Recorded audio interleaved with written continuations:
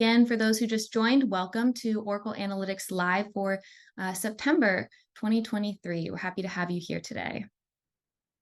Again, if you have any questions, we are going to be answering them live at the end of the presentation. If you have them, you can just put them in this Q&A button you see here. I'm going to leave this up here for a second. This is our safe harbor statement.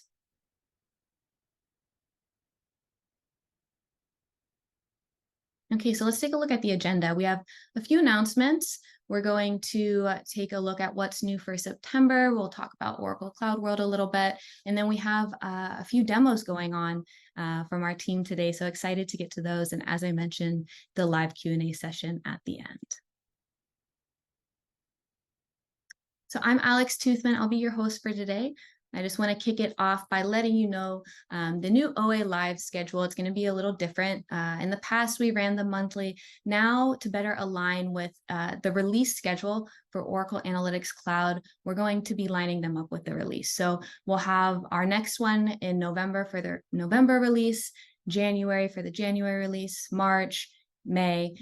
Now, to register for these, you can go to the Oracle Analytics community page and click on the events. You'll see I marked that in red up here. Not only will you find Oracle Analytics live events there, but you'll also find other events that other teams part of Oracle Analytics hosts. You can see we have some Fusion Analytics warehouse events there. When you go here, make sure instead of going to the RSVP button, you can of course click that, but to actually register and get notifications for Zoom, please click the register button there. It will take you to a Zoom page and you'll have to just put in your email. And of course, I will put that link in the chat in one moment. Okay, so let's take a look at what's new for September, and we're going to see some demos here from the team on what you can expect. And again, why we kind of change the schedule is because we really want to align the OA Lives with getting the knowledge out there for what you can expect to see with the releases. So few things here. I'm not going to go through all of them, but first bullet, you can see add descriptions to tile visualization. So you can now create custom descriptions within the tile visualization. You can also create data actions from the tiles. You can filter workbooks using the filter list box. So it's really just simplifying the user view. You can change the filter style. In the list box, you can now view invalid filter states. So an icon will show if a filter is no longer valid. For example, if it's been deleted from the data set. You can visually demarcate sections with line spacers. So before you were able to insert a spacer, now in there you can go and put a line. You can change the color of the line, the width of the line, just really allowing you to customize your workbook for your liking and separate out your vises a little better. You'll also be able to show data labels on maps. That's something that a few people have been asking for. So under the data layer properties, you can turn on the data label positions. It will show descriptions and information. So for example, if you want to see population of a state in the United States, you can turn that on and it will show for Ohio, the population is that. It will show you in the actual state. We have several new enhancements to parameters. Control validation to parameter values in workbooks, validate SQL statements, select a data column for parameter values. You can now also share workbooks with various options, for example, a QR code. And now we have it turned on in preview, personalized workbook filters as a consumer. So several things coming out. We're going to take a look at those demos, but I'm also going to, in the chat, put a link for the what's new, the docs. You can go and check out a little more information there. As a reminder, in Oracle Analytics Cloud on the home page, if you go up to the right section where your icon is, if you click on your icon, drop down to the About and click About, it will show you the feature releases. So when September comes out, it will show you all these bullets. It will link documentation to it. So if you're on July, you'll see what's new for July pop up. So that's a quick way to get to it. But I'll also put the link in the chat. And just as a reminder, the team does a really great job of pushing out these new feature playlists. So each time a release is pushed out, a playlist will go along with it. And you'll find that in the Oracle Analytics YouTube page. The September playlist is not out yet. It's been created. It will be released next week, but I just want to remind you, you can find that there. It's a great resource. You can go back and watch July's playlist. You can go back and watch May's playlist there. So I will also put that link in the chat as well. Stay tuned. September will be released next week. And now I'm going to pass it over to Jamie for some information on Cloud World. Great, thanks, Alex. We can go to the next slide. So as you guys may know, we do have Cloud World coming up. That will be very soon, starting September 18th through the 21st. We're going to have keynote sessions, hands-on labs, demos, of course, the Oracle Analytics Simulator, and more. We have our customers, our partners joining us in 37 sessions for Oracle Analytics, which includes Fusion Analytics, OAC, and OAS. Also, we have some roadmap sessions. So on Tuesday at 2 o'clock and 5 o'clock. Also, we have the Wednesday's solution keynote with TK Anand, our executive VP, at 5:15 through 6 o'clock. And then we have 6 hands-on labs. You can really get into the details or really deep dive sessions on certain areas like Fusion Analytics, like OAC, etc. Also, we will be on the show floor in various areas. So you'll see myself, Alex, Fari, and a few of the others on the call today, presenting today on the show floor, giving demos. So definitely come by and say hi to us. And you can also see the public agenda here. Let me make sure I'm not missing anything else that I want to mention, but I think that's about it. Really hope to see you guys. I'm going to run a poll here to see who is joining. We'd love to see you there. So just a second, I will run that poll. Or maybe I might need Alex to help me with that because I don't think I have the permissions to. But yeah, really excited to see you guys there. And I think I will pass it back to you, Alex. Thanks, Jamie. Yep, so Cloud World's coming up. We are all ready to go. You'll see, as Jamie mentioned, most of the team, I think everyone here today will be there. So stop by if you're going to be at Cloud World, stop by and say hi to us. We'd love to see you. I just will leave this poll up for one more minute. I'm going to transition to demo time. We're going to take a look at filter persistence, parameter enhancements, and new presentation flow experience with Avinash and Abhinav. Welcome. Thank you for joining us today.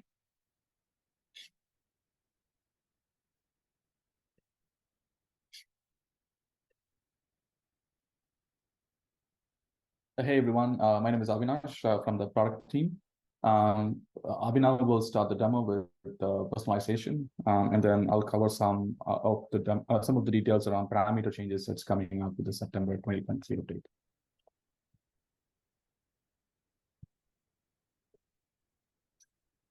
Thanks, Avinash. Yeah. Okay. All right. So as Alex pointed out, this is a public preview. We'll be going public preview in September 2023.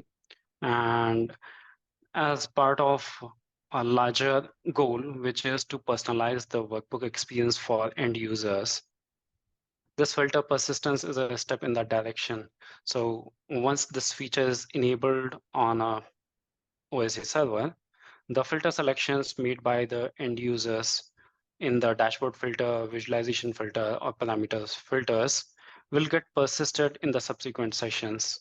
And whenever the workbook are open, so in that instance, the workbook will be carrying over the selections from the previous session. And if user wants to look at the author-defined state, in that case, users can select the revert all changes button and click on that revert all changes button, and all the selections will be dropped and the user can see the workbook in the author-defined state. Let me show it to you.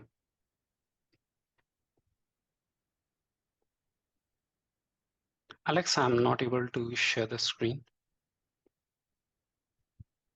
Just turned off for me. Can you share your screen now? Yeah, thank you.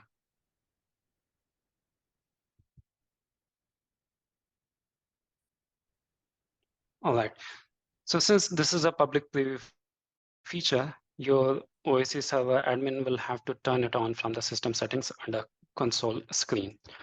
On the system settings under preview section, the admin user will have to turn on this toggle. And once this toggle is turned on, the filter selections made by the end users will be persistent.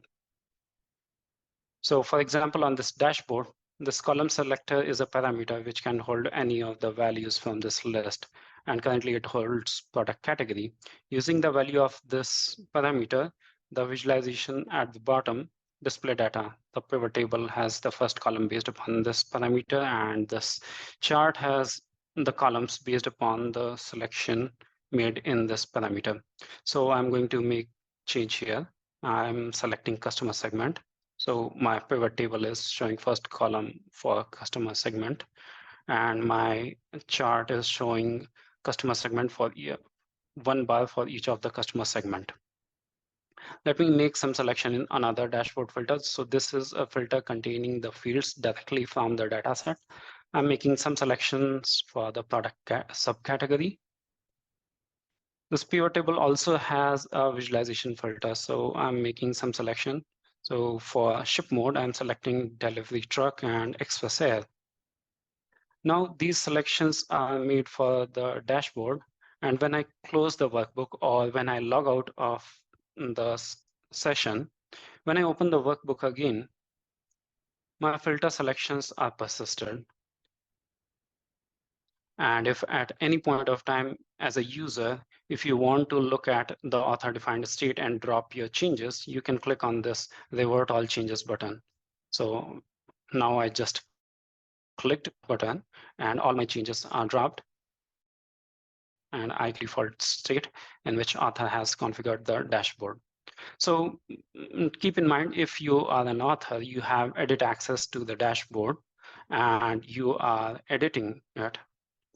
Let me go back and quickly personalize certain filters. Okay, I have made these selections and these selections are persistent.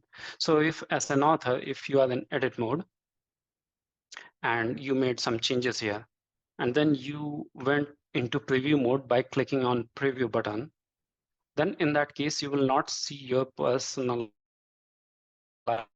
changes because workbook personalization is aimed at end users, report end users.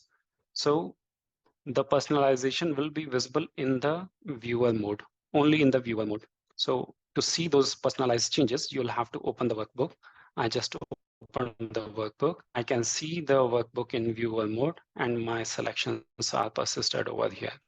Additionally, the workbook filters which are which will be present in the workbook filter bar at the top, those are out of the scope of this persistence because the workbook filters are author's playground.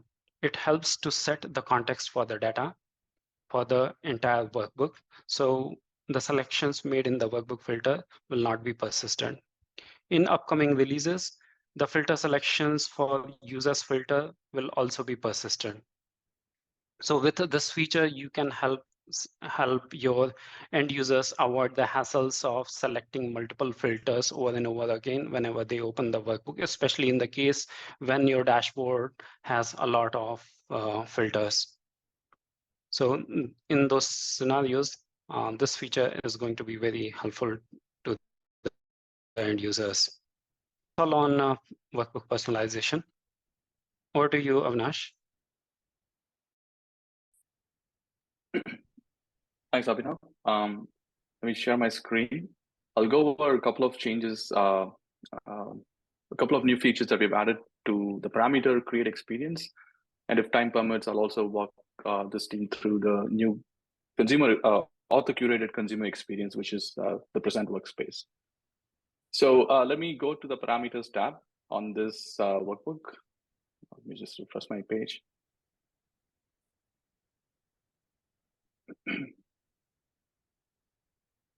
All right, let's move to the parameters tab, and I'm going to open up a parameter that I've created.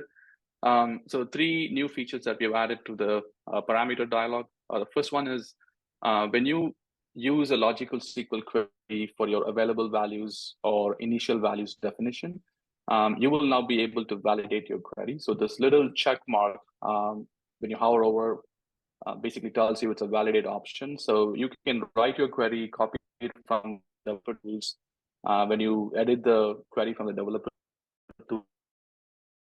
tools, sometimes I make mistakes, so I wouldn't know if the query is right or wrong until the time I hit OK. But with the validate button, you can get feedback directly from on this UI, just to confirm if your query is working, is correct or not, right? So this is extremely helpful because I'm not a developer. So when I grab a query from a place like developer tools and try to edit it, I don't have to wait until the time I try to save the parameter, as opposed to getting feedback right away from the available values and initial values definition. The second feature we have added is when you define value, you will see a new option to get the data from a column, right? What this really means is that in this example, when I used a SQL query, I'm trying to get the list of city values from my sample auto lines data set, right? And rather than writing or getting, going to developer tools and grabbing the query, I could simply choose the column option. And when I open the column option, it's going to bring up the data element tree, specifically all the columns that is from my data set in this example. And I simply choose city. And for the initial values, you can choose one of these options. Let's just say that I'm going to say first available value from this city column as my initial value. And when I click OK, and it's going to validate it, when I drop the parameter into my filter bar as a filter control. So behind the scenes, this is essentially running or issuing a logical SQL query, right?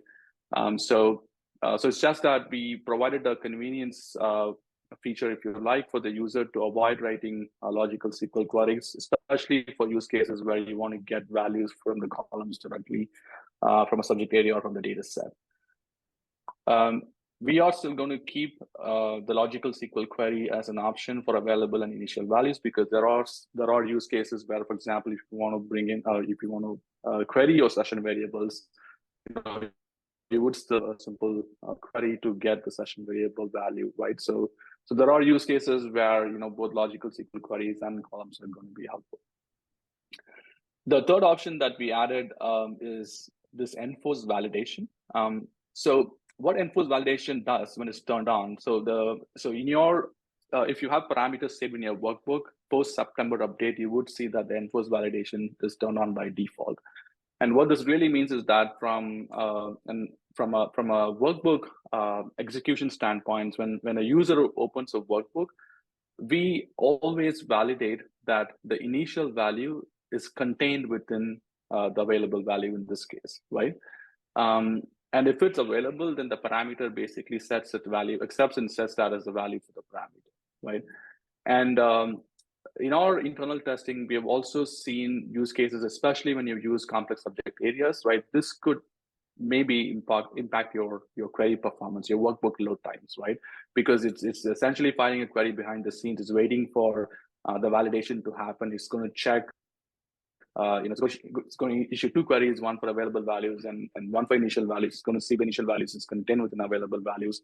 So we wanted to, provide an option for the authors where if they don't want to enforce this validation, they could turn it off, right? But for any parameters that is, already created, this option will be turned on.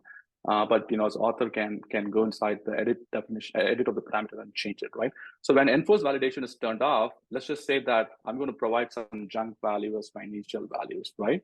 And when I click OK, this is not a valid value for city column, but when I click OK, this will still allow me to save the parameter because the author said don't validate the initial values against the available value definition, right?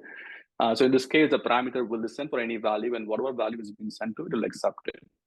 But if you want to enforce validation, in this case, we will validate right on the UI, telling the user that, hey, this value that you entered is not available in the 133 values that's a part of the available value definition, right? So again, it's extremely helpful for the authors to, when you're creating parameters, especially when you work on large complex data sets or subject areas, keeping performance in consideration. This is one option where you would want to turn it off. And turning off the parameter and validation does not really mean that it's going to make the parameter an invalid state. It just means that the parameter will accept any value sent to it. It's not going to validate it against the list of available values that the parameter can hold. So 3 new additions to parameters. I'll quickly go over the second part of my demo, which is the new consumer experience. So as you all know, Visualize is a workspace for the author to create content, right? This is where canvases are managed, visualizations are laid out, visualization definitions, all the formatting happens, right? So the author is really not telling the story here. And Present, has been in the product for quite some time, but we've kind of streamlined the experience for the author to now curate the data storytelling experience on a given business requirement, right?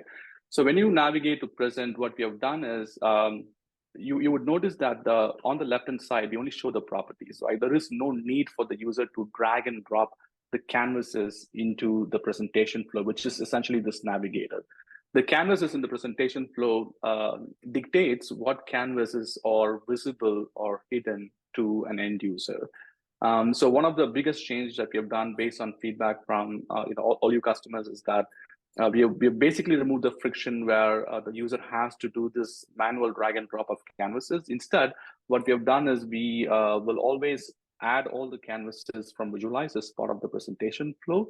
And we have introduced 2 different modes. On the footer of this page, you would see a little icon that basically tells you that the mode that the user is in Present is called the auto mode. So auto mode tries to keep all of the content, all of the canvases, the order of the canvases, the content in sync with Visualize, while providing a bunch of properties that can be defined at the workbook level, and also at the individual canvas levels to define what that end user experience will be on that workbook/canvases, right? For example, defining the workbook style navigations, being able to show or hide the top level filter bar, customizing the header bar, all of that is going to be at the workbook level. And then there are canvas level properties that the author can set for each of the canvases to define what kind of interactions I want. Do I want to show the visualization toolbar? If I do want to show the visualization toolbar, what kind of options do I expose on that visualization toolbar? So a lot of that can be defined at the canvas level. In the future version of Present, potentially in the November update, we will improve this experience where all of these canvas level options can be defined for the entire workbook and can be overridden at every canvas level, right? The other mode, real quick, is if I change to manual mode, the product basically tells me that you're going into manual mode where you can do a bunch of changes. Essentially, your content, your layout of your canvases, all of that can get out of sync with Visualize. So as I acknowledge, there's a bunch of things I can do, right? For example, if I don't want to show a specific visualization, let's just say that I can hide this visualization in my canvas, which I can't do in auto mode because auto mode is trying to keep it in sync with Visualize, right? So manual mode provides a bit more flexibility in terms of managing the order of canvases that need to be present as part of your data storytelling experience, the content that needs to be in each of the canvases, the interaction controls that you want to define on each of the canvases. It can get out of sync with Visualize, but at any point, if you feel like you messed up that that consumer experience, you can always change it back to auto mode, at which point we will throw a message to the user and inform the user of the changes that they have customized in manual mode that is going to lead to it and re-synchronize, right? So Present is definitely one area where we want a lot of traction, adoption, and usage from our customer base. So we love your feedback on this new experience. Reach out to me directly, to Alex. She'll put in touch with me or one of our team members, and we'd love to hear more from you on the Present experience. So that's all from my side. So I'm going to pass back to you, Alex, now. Thank you for that insightful demo. Very exciting stuff to see coming out. Let me share my screen so we can introduce our next presenter. We are going to take a look at Workbook Email Scheduler. I know this is a long awaited for feature. We have Alan Lee here with us today. Alan, welcome. Thank you for joining. Thanks, Alex. As you mentioned, this is a long-awaited feature that became available as preview in the July update. Next slide, please. So essentially what this new capability provides you is the ability to schedule and deliver canvases from workbooks via email. Essentially, it takes an export of the Canvas content, and today we support both PDF and PNG output as attachments to the email. I want to be clear, it's a totally independent feature from the classic delivers capabilities. The schedule is initiated from the workbook, and I'll demonstrate how that looks. But again, it's independent from delivers. It's a new feature directly available from the workbook. Next slide, please. When the user schedules a workbook for email delivery, we do have a couple prerequisites as part of the preview. One is that we require the email server to be configured within OAC, and right now as part of preview, it's only an admin feature, so only an admin can create the schedules, but any user can use the schedules. That will change when we make it GA. From an option standpoint, the admin chooses the canvas for exporting, chooses the format, and properties such as the size of the canvas, layout options, as well as defining the schedule, how often this gets delivered via email, who gets these emails, and the ability to customize the subject as well as the body of the email with a message. And again, I'll demonstrate that shortly. Next slide, please. We also added a bursting option as part of the scheduler. So this allows the admin to either configure whether this or defines the bursting option, which allows the user or application role security to be applied to the content that is delivered to the user. And I'll talk about this more when I demonstrate the ability. Next slide, please. The ability to see job history schedule that's available directly from the workbook, as well as via the job manager. On the workbook, a admin can take a look at what schedules are available for a particular workbook, as well as the run history, which includes the status of that job. In addition, in the jobs UI within OAC, the admin is able to see existing status for jobs that have run and schedules as well. Next slide, please.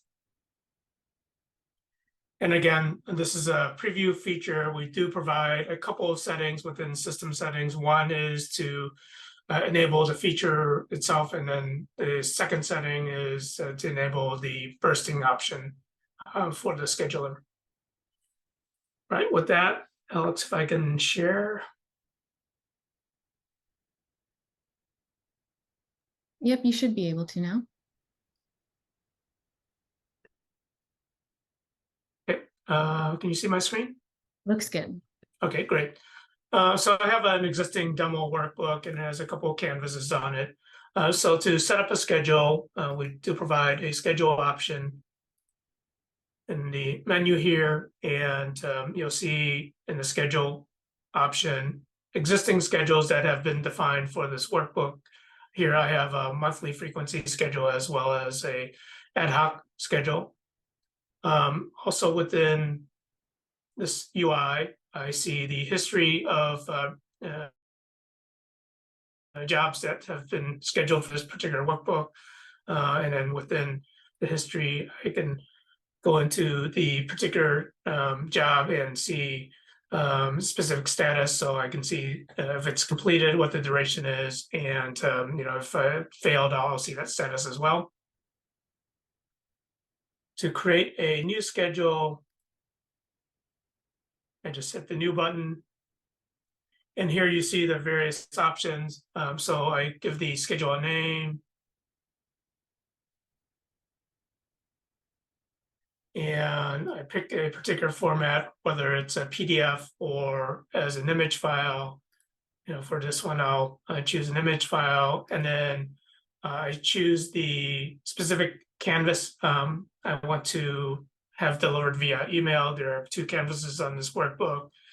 And let's say I want to choose the product details canvas.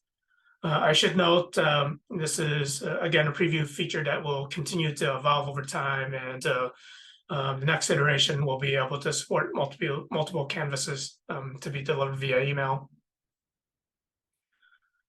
Next, I can choose how it's sent. So I can choose the recipient, whether I want to specify ad hoc recipient or and a recipient that comes from the security model within OAC. So I can pick particular recipients from the security model within OAC. And I'll just, for this demo, I'll just pick myself. And then I can provide a subject.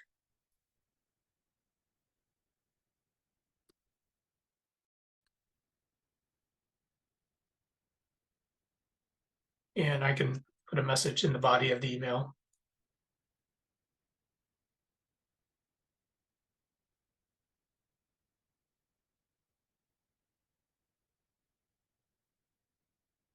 As I mentioned, there is a bursting option. So if I wanted to switch it to bursting, let me do it here, but let me switch. Unfortunately, it's a bit of a bug, but let me just do this. Let me just go ahead and create a new schedule, just to show you what the bursting option looks like.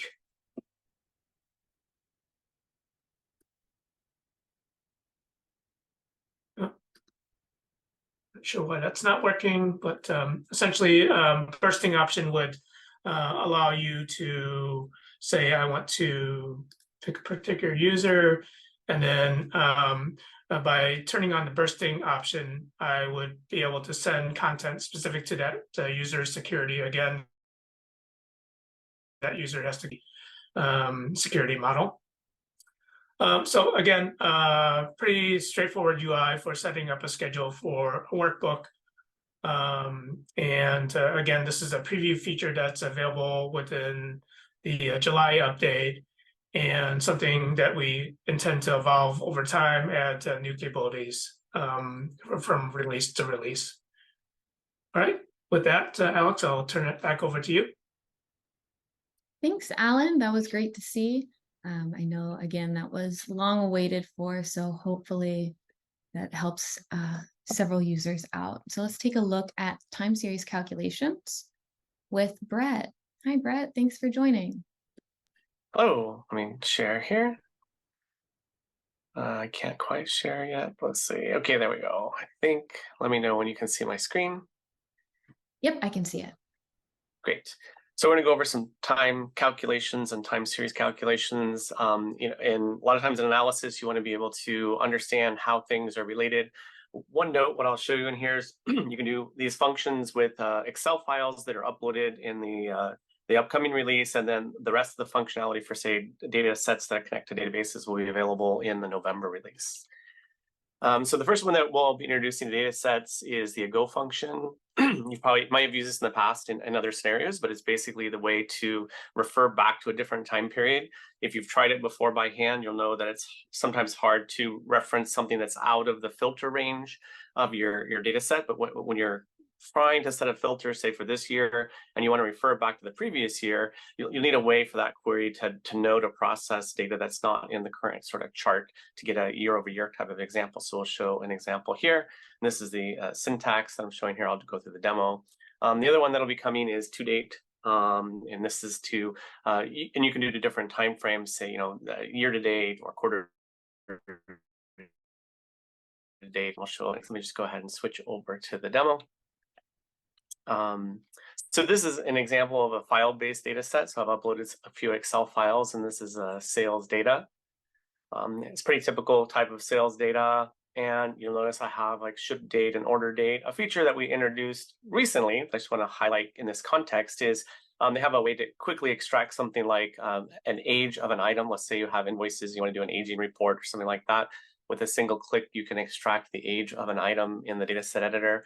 And then what this does is it just pre-calculates a formula for you. So in this case, maybe age, maybe what we want to do is calculate how long it took to ship something. So we just put in order date and ship date here using the same example formula. And you'll see that this calculates the time that it took to ship after the order. And so that's just an example of one of the things we've already shipped, but I wanted to highlight it here. So let's, but using this ship date and order date, let's go use these new functions. So we'll create a workbook.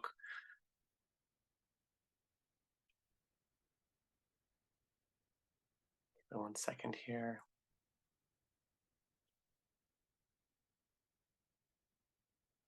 So what I'm going to do here is, be very common to do something like, say, I'm going to take the sales by, say, order date. And let's just add this here as a line chart. That's kind of noisy, so we might want to use one of these shortcut features you've probably used before. So let's just look at it like by month. We have additional shortcuts that you guys probably know about, things like you can change aggregations and things like that. But in this example, we're just going to be using some of these time functions. What I'm going to do is add a new calculation here. Let's just call it year-over-year sales. And this is pretty simple syntax. This is going to be using the ago function because we want to do something in the past. You pick which measure you would like to use. You pick the grain that you want to use. And if you've used our tools in the past, one thing you'll notice that there's not a date dimension defined here because we're not using a subject area. So what this lets me do is you sort of refer to a natural calendar date. And so this is just using a calendar day. So I can just go add this to the chart. And you'll see this reflects the previous year. And I can add a filter up here, and the filter would still work. I can set to a different time range, and the calculation will still work. This is a little hard to see exactly how they relate to each other. So you can use these in sort of extended calculations. Let's use year-over-year sales change.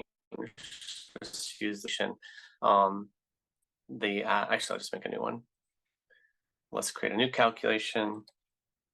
Just to kind of show how you would use these together. So we could do something like sales, which is the sales from the current part of the chart.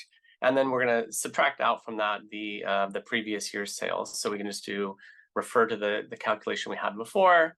And I'm going to save this off as well. And this will calculate the change in the year over year. And this works kind of the way you expect. And then we'll just do one more thing, which is super common, would be to create a calculation that let's see what percentage change that is. So let's do year over year percent change. And again, this is just using the same function. The main point here is that they're really easy to use, and you can use them kind of in a simple way. So we can take the year over year change and divide that by the year over year sales, so the previous year. So we're going to take the change divided by the previous year, and this will give us a calculation that's a percentage.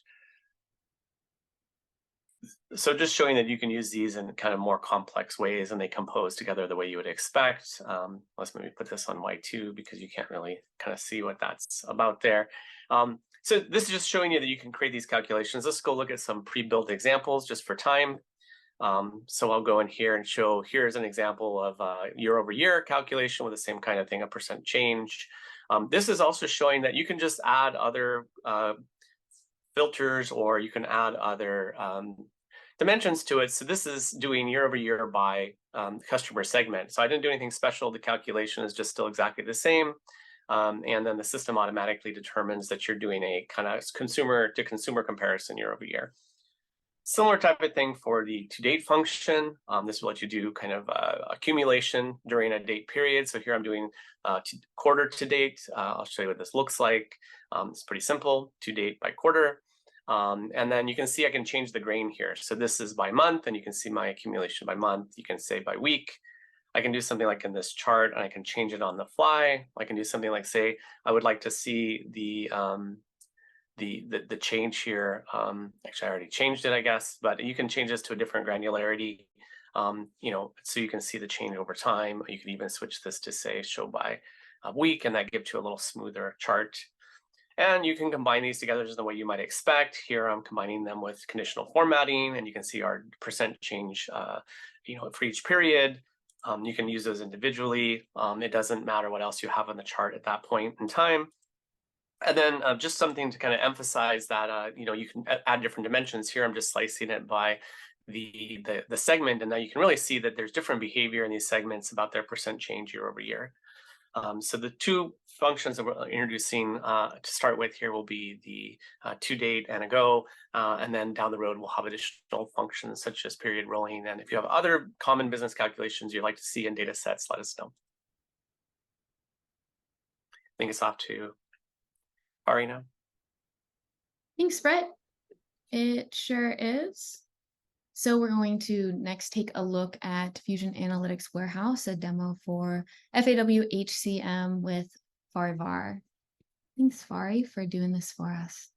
Sure. Thank you, Alex. Hello, everyone. Thanks for joining. Fari Javanbhakti here. And I'm going to show you some of the pre-built dashboards included under the People Leaders dashboards category for FAW HCM. So for those who are not familiar with FAW or Fusion Analytics Warehouse, it is analytics content built for Oracle cloud applications, including ERP, SCM, CX, and HCM. So let me share my screen so we can look at these dashboards together. Okay. So just to get back to the People Leaders Analytics, as you know, the focus for FAW HCM has been initially to create analytics content for HR leaders and HR organizations. However, we see a need of analytics for other organizations within the company. So the People Leaders dashboards are, the goal for them is to ensure that managers on different layers within different organizations have some insights on their teams and also some of the HR components for their teams. So I'm going to start with the team composition. As I mentioned, we have about 7 or 8 pre-built dashboards at the moment for with our latest FAW HCM release, and we're going to expand on these dashboards as we move towards the end of the year as well as next year. But the first dashboard that I'm going to show you is the team composition. So for any manager, they want to understand what's the breakdown of their team. So as far as some of the KPIs that we have in these dashboards, we have the total headcount, average tenure, average age. We also have the headcount by gender, the headcount for each country, and also the gender groups under these categories, and also the top 10 job family by headcount. Also, just to keep in mind, we're using demo data for these dashboards. So if some of these visualizations are questionable, just keep in mind that we use demo data. So I'll go back, and the next dashboard that we have here is the talent profile. They want to understand what's the current competencies in their team. What are some of the certificates and licenses that their team members hold at the moment? What are some of the skills that helps them in reskilling and upskilling their teams? So again, some of the KPIs here, we have workers with active profiles, risk of loss workers, top 10 competencies, top 10 licenses and certificates. Also, we have the performance versus potential table here, and the risk of loss based on the employee tenure. We also have another canvas included in this dashboard that shows the profile preferences, career move trends, and also workers' preferred location. So as I mentioned again, these are pre-built content and KPIs. So if any of the users and organizations want to create their own KPIs and the custom dashboards, they can definitely do that. But that this pre-built content should get them started with the people leaders analytics. So this dashboard is in regards to the performance management. So for those organizations that have the performance cycles during their year, there are different tasks that need to be done for the performance management and during the performance cycle. So this dashboard gives a good overview of what are these tasks, what's the status with them, what are some of the managers that have completed the task, what's remaining, so they can understand how are they moving towards the deadline for the performance review. Again, I'll go back, and I think the last dashboard that I want to show you is the internal mobility as well as the hires and terminations. So I'm going to show you the hires and terminations first. There are two sections here, one about the hire count, and then the other one is in regards to the termination. So some of the tables that you see, or the graphs that you see here, is in regards to hiring trends. You also see this graph that shows the hire count, also shows what's the female hire count. Do you have a gender gap in your hiring strategy or not? Same thing for the termination. And then the second canvas included here is the internal mobility that shows the overall gains and losses, also the probable career path. So again, those organizations that go through career pathing, they want to understand what's the career path based on the historical data in their teams and organizations. So this graphs and KPIs should give them some understanding of where they are at with, and that helps them with their overall strategy. So I think that was a good quick overview of our current coverage on the people leaders analytics. Again, we have different dashboards under this subject. We have succession and also learnings, but that was a good quick overview for that, and I'll pass it back to you, Alex. Thanks, Fari. Incredible demo. Love to wrap up our session with some Fusion Analytics warehouse demos. I'm going to throw up a poll here just to close us out before we get to any other questions. So if you do have a question that you haven't asked yet, we're going to be hanging around. We have about 9 minutes left here. Please go ahead and send it in the Q&A, and we'll take a look at it and answer it. I did put a poll up here. Let us know how we're doing. I know things are a little different. We got a different schedule, so we want to hear from you on what you think about it. And again, the recording, the PDF, the links that we shared, that's all going to be available. Give me a couple of days to edit it. It's going to be available in the Oracle Analytics Community events page. So you'll go to the events, you'll select Oracle Analytics Cloud. From there, you'll see a tab on the right side. It says upcoming events. You'll change that to past events. You'll go to Oracle Analytics Live August 2023, just because we're at the end of August. And then if you click on it, you'll see PDF, the links, and the video recording. Okay, we have a couple questions. It looks like Brett's working on one. Marilyn asked a question, can you set up security for someone without a license?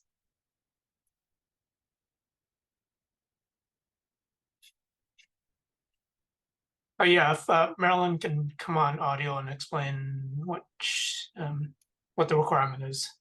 I don't know. Answer that. I don't know if she's able to come on audio, but Marilyn, if you could just give us some more context, you can just put it in the Q&A just so we know a little bit more about. Oh, in regards to bursting? So for bursting, it does require a user to be within the OAC security model. So depending on how you've created OAC, it does have to be a named user. So if it's an OCPU model, then that should be a problem. If if you're creating an OAC with user-based metering, then it does need to be a user that's licensed. Okay, we have a couple from Alok. Brett, did you want to answer this one? Do we have? Go ahead. Yes, sure. Yeah, for filtering a data set that's excluded from Excel or CSV, you can't do it directly in the data set editor UI, although there is a new feature we've added that if you haven't looked at it yet, we call it role-based filters. This allows you to set a filter at the scope of the entire data model of the data set, not just one table. And you can use that as a workaround here. Basically, you create a security group, or you use a security group, built-in security group called authenticated users. This means anybody who logs into OAC would be scoped by that filter. And you can set a filter to say only see sales data from this year or from this region, and that would apply to all of the users of that data set. So it's not exactly the same as the UI where you set it on a per table basis, like say you might do for a database connection. But it does apply that filter for every query, and there's no way for the user to work around that. So I would use that as the workaround in this case. Also, if you don't have that in the Idea Lab, we'd love to see that in the Idea Lab and make sure that we can tackle that as we get to it. And the second one, I don't know if you can add more clarification about, is it available from the dataset DB connection? If that's a question about the time functions I was showing, those will be available in the November release against the database data sets created from database connections. If it's something else, you can maybe post the question again.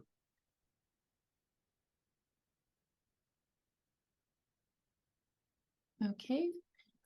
We have another one from Dan. I think this one might be for you, Alan, in regards to scheduling.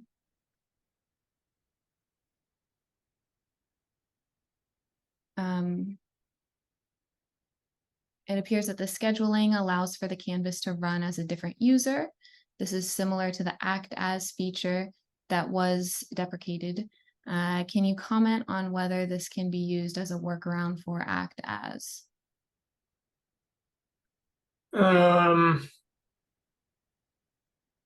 Yeah, I don't think that there probably aren't. There are probably some use cases with Act As where this isn't going to fit, and in fact, with the classic delivers feature, there's a run as feature that potentially can solve some of the Act As use cases.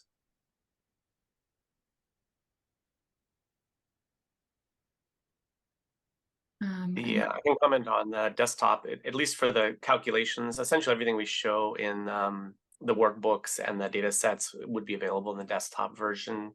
Features like email delivery, things like that aren't. Although we'd love to find out more about what you're using the desktop version for. Definitely our web-based solution, our cloud solution, I feel like is a much more usable and easy to use product. So we'd love to get more information about that. And we don't have a demo here for usage tracking. It might be interesting. Maybe you can reach out to Alex to say what you'd like to see. You can enable usage tracking now with the semantic modeler. If you haven't seen that yet, that'll be something that you can look at. There's a video on our playlist about how to set that up. All right. Well, thank you everyone for your questions and for attending today. It was a great session. If you have any other questions, you can feel free to shoot me an email. Shoot me an email and I can connect you to anyone on the team if you have specific questions for them. We will be back in November. Again, to register for that, you'll go to the Oracle Analytics Community Events page. And I think that's it for now. Any closing thoughts from the Oracle team?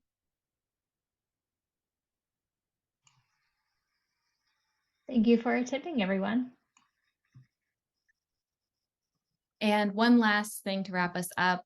I don't know if you saw in the chat, Jamie did mention that if you're not able to attend Oracle Cloud World, the recordings will eventually give us a few weeks. They will be posted on the YouTube channel. So the content will be coming out of Cloud World. If you're not able to attend, you will be able to access that.